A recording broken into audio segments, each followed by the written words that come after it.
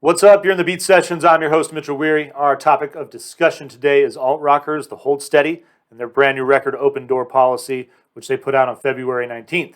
I just want to start this review off by saying it's really nice to see them follow up 2019's Thrashing Through the Passion with a record that is just as good, if not better. I definitely am looking forward to hearing your thoughts on the matter, what your opinions are. Hopefully, a lively debate ensues because it's one where I could definitely see both sides and their arguments. It's really, if you're not familiar with the band, it's great to see them still together, still making music. Honestly, the first four records are phenomenal.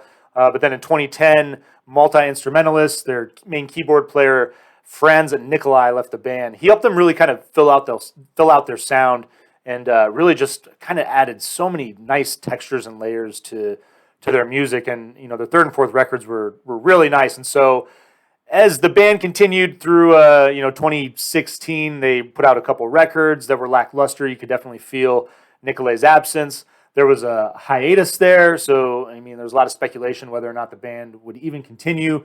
And then Nikolai rejoined in 2016. They took up residency in Chicago and in Brooklyn and a couple other spots, which is really cool. I think it's a great way to tour and perform. Honestly, as a musician, if I had that opportunity, I think it'd be so cool to go to a different city and just sell out a bunch of shows for a few nights or whatever. But I think it was really helpful as far as the creative process, getting them back in the studio writing songs. They released I think like 4 or 5 singles throughout the process of performing live and kind of adjusting as a 6 piece, which again is really cool. I think it's part of what makes their last 2 records phenomenal is that Nikolai comes back and there's just so much more as far as the music texturally. His keyboard arrangements and organ arrangements on this album are phenomenal. He plays the accordion. The horn arrangements are really fun on this record. They run throughout it, but I think songs like Spices and Family Farm are really fine examples of his ability to just make their music become so much more. He really is an integral part of this band, and it's really cool to have him back. Craig Finn as well, vocalist.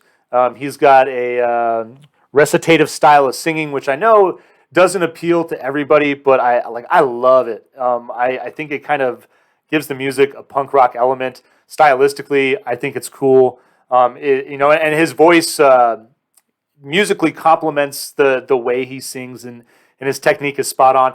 And his lyrical content is phenomenal too. I mean, this guy is his nuances and his detail in his writing, which I don't know that much about this band, but from what I've heard, and I haven't explored his solo stuff too much, but I've read that he reserves a lot of this kind of like intimate, really detailed lyrical content for his more for his solo albums, and so it's cool to see that on this record, and the tales that he tells and the people that he tales about are it's all just remarkable. He honestly reminds me of Bruce Springsteen in the way he can evoke emotion. But imagine if Bruce Springsteen was like channeling his inner Charles Bukowski.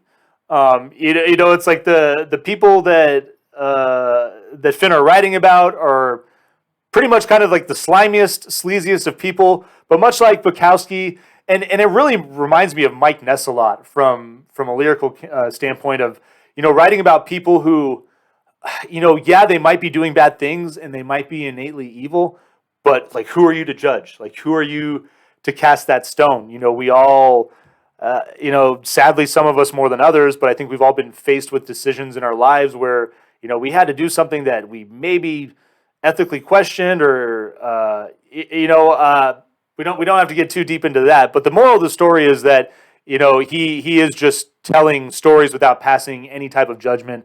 And I think, being an objective storyteller is really the key to telling a good tale. Leaving the reader to decide how they're going to feel about the characters or the situations that are present there. I want to definitely acknowledge the rhythm section of this band. I'm not. Let me pull this up. Bobby Drake and Galen Polivka is the bass player. I believe is how you say his name. They do a really nice job of just letting these riffs and all these other arrangements just ride, and it's so groovy, and they really do a nice job maintaining just a beautiful pace on this record. 11 tracks, 44 minutes. You know me, it's my ideal. And from a sound standpoint, I'm giving this a vinyl please. I love it. These guys remind me of like Social Distortion meets Cake means Neutral Milk Hotel. I really dig their style. It's really cool to see them get their second win and return to form and to keep making great music.